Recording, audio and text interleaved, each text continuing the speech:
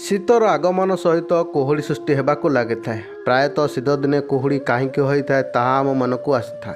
तेबे वर्षा समय कुहुड़ी रही था। विशेष भाव पहाड़िया अंचल एपरी अधिका देखा मिलता है।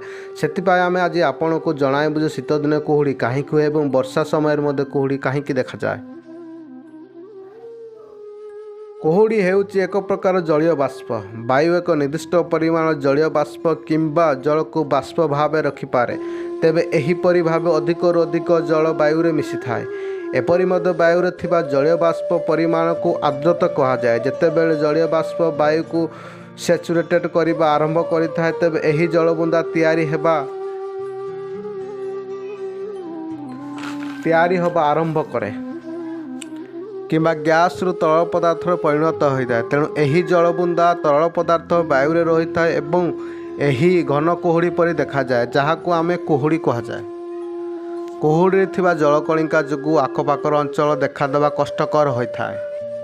कुहुड़ी थिबा जलकणिका जो आखपाखर अंचल देखादेवा कष्टकर होता है। जेतेबेले एहीपरि अत्याधिक ठंडा पार्वत्य अंचल हुए सेतेबेले जलबुंदा फ्रीज हे बरफरे छोट स्फटिक परिणत हो। तेबे याकू आमे स्पोर बोली कहि थाउ।